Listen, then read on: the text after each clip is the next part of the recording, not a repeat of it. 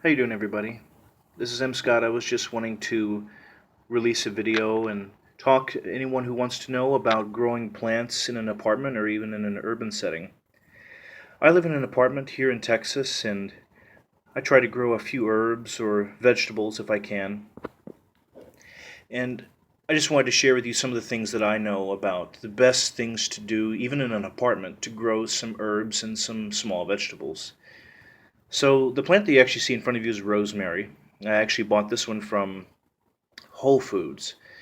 They often during the spring and summer will sell just small plants that you can buy for $3 to $4. So I bought this one, and I've actually been clipping off of it a little bit. You can see I just broke this one about a week ago, but it's doing very well. The plant was actually only about that tall when I bought it, but I will say one of the keys, so I can even smell it right now, it smells really good. One of the keys to growing in any environment is just having plenty of sun and water.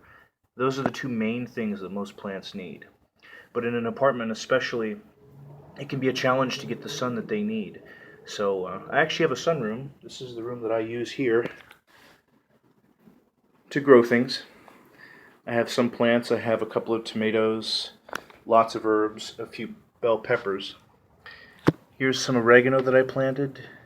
This was grown from seed. Here's another oregano.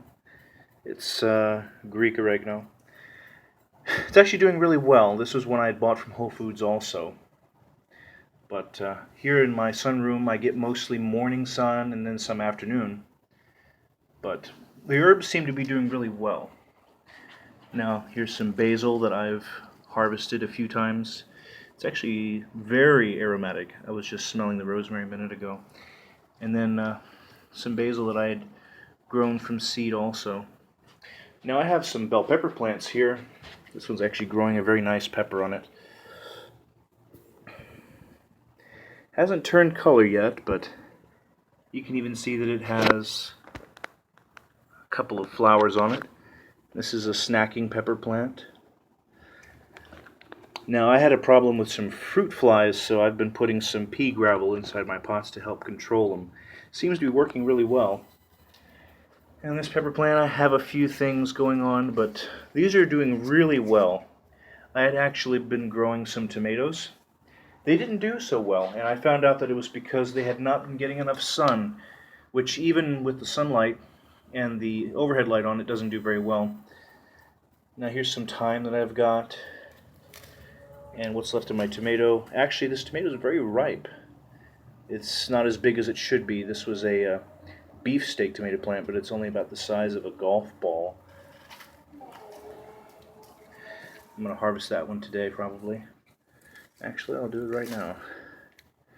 This is going to be a very good tasting tomato, I can tell you, even though it's very small. Alright. This is one of the tomatoes that I have. I actually cut this one down. Originally, you can see where it was snipped from the base, and this was one of the cuttings that had just grown. It's very leggy, I will say that.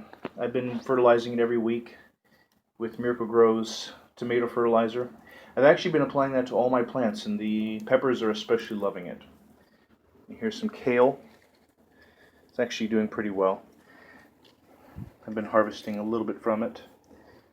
Some parsley, very, very nice smelling. Some chives that I need to cut back. There's a lot of dead on them. And then I have some,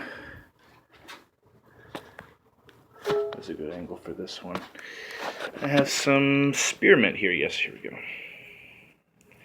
This is very aromatic. I love spearmint. Just to break some off and make some tea with it.